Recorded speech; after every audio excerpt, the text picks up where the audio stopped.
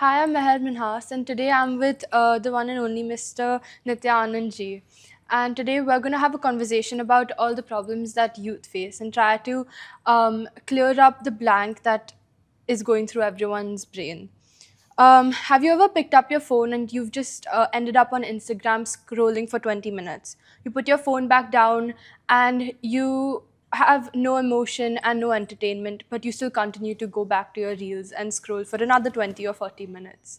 These platforms were built by scientists intentionally to be addictive. So, are young people even in a fair fight against this? I don't think so, because if you see some reports, the makers of these platforms, they do not allow their own employees to use these platforms inside their offices. So they have been designed in such a way that we stay hooked on to them, we lose that power to even think. We lose our efficiency, we lose our time, we lose our energy. So, and they have been created with a purpose in mind, which is what we are seeing. And therefore, I don't think, unless we have strong willpower, strong determination, and proper guidance, we can actually deal with them properly. Okay. So, what is the dopamine loop and what is it really doing to a young person's brain when they're scrolling to make them addicted, to make them forget about their work or like their education or things that are actually happening to them in reality? So, what is happening is, when people go through these reels, they are continuously scrolling. So, first there were like 30-second reels, 1-minute reels, then there was a propaganda that this attention span is going down. So, now only 10-second reels, only 6-second reels, then 3-second reels.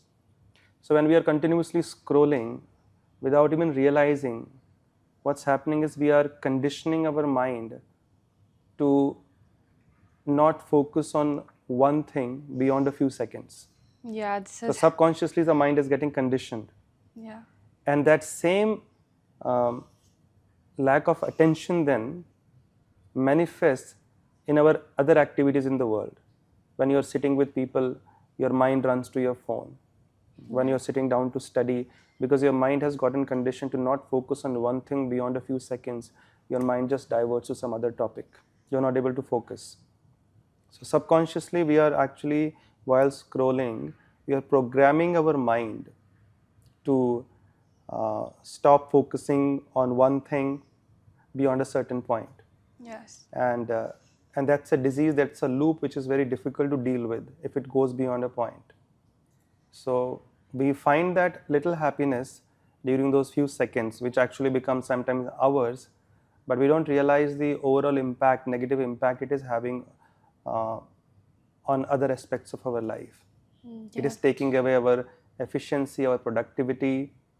And like I came across a piece of information where there was a man, and he was sharing, he went to one party where these big billionaires were there, and during that party he sees everybody is bringing out their phones from their pockets every now and then, but they were keypad phones.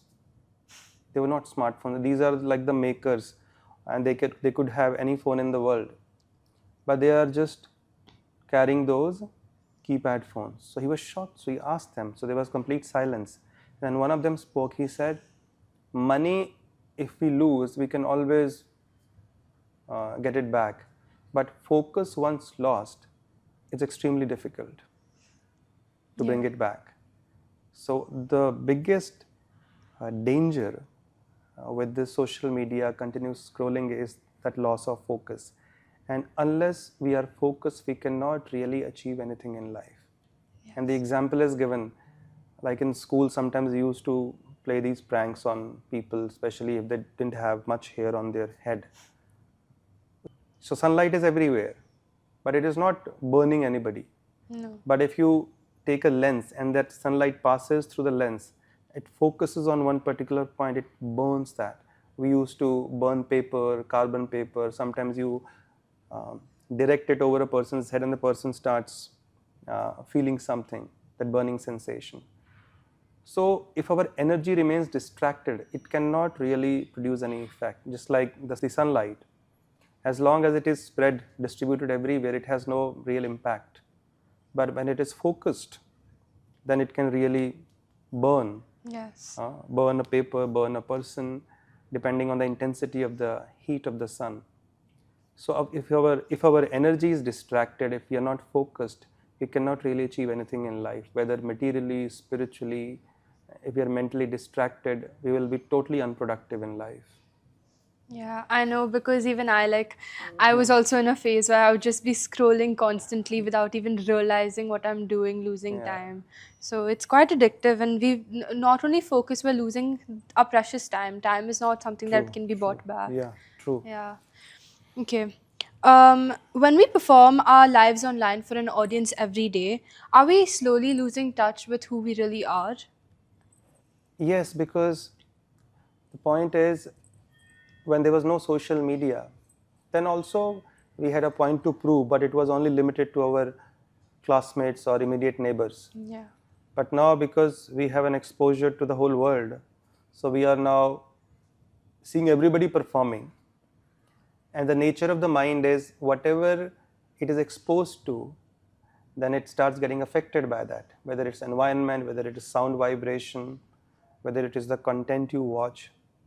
And because we are seeing millions of people today, and the thing is, everybody is different. Everybody, there will be people who will have things better than us, who will be more talented, more beautiful than us.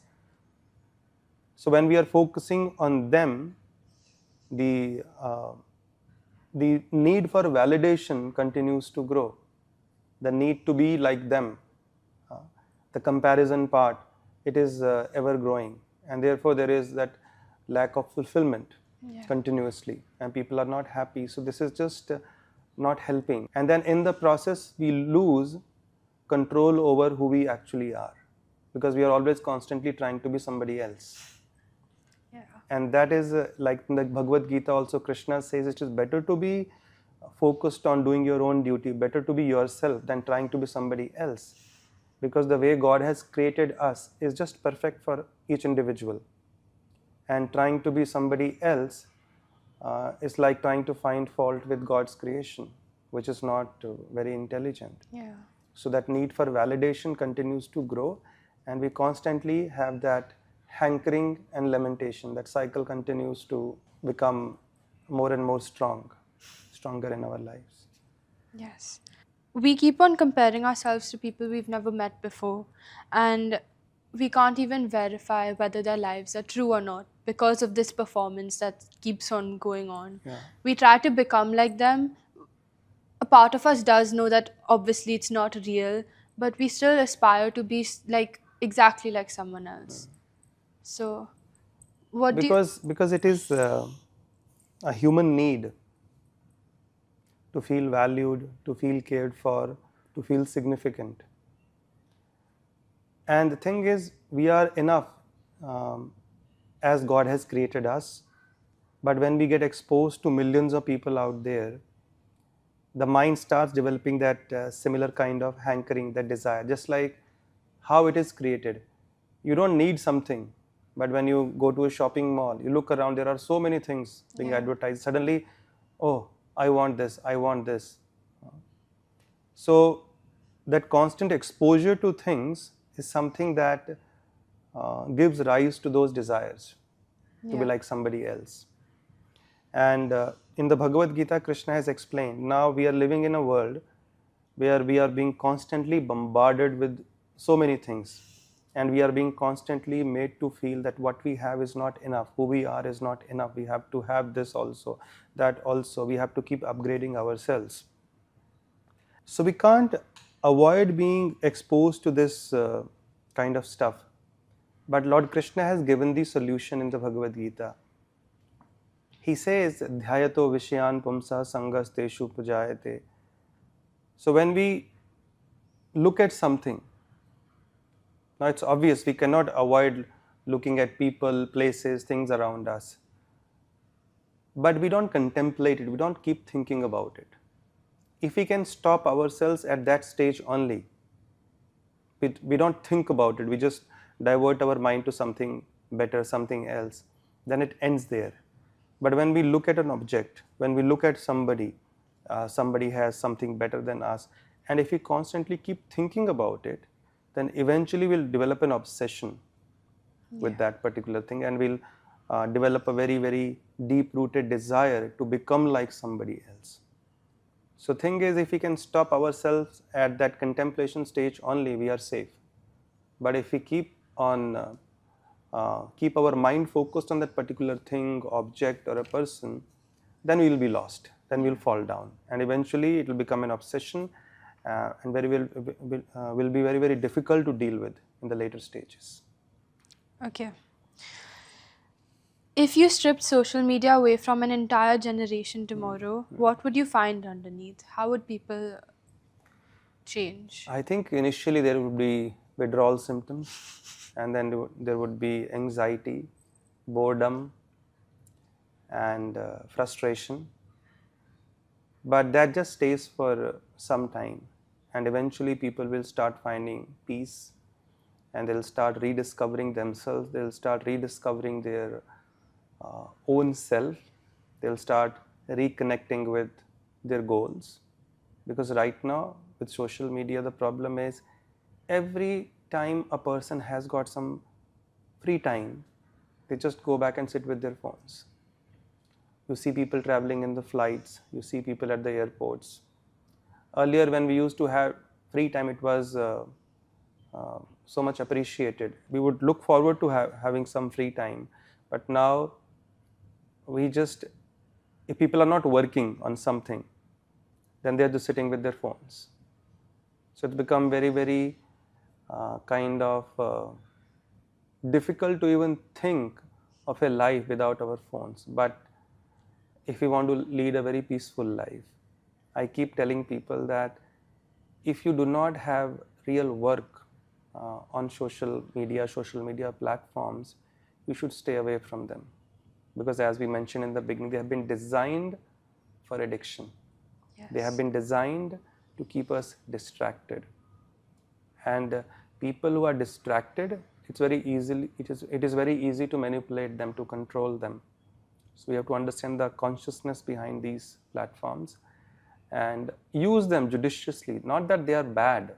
Social media is not bad, but how we are dealing with it. It is just like a knife.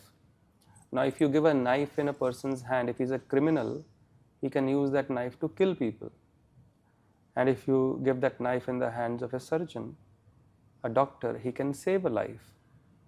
So it's all about how we are using. So I read a very beautiful line some years ago, especially after COVID, that do not use social media to impress people, use it to inspire people.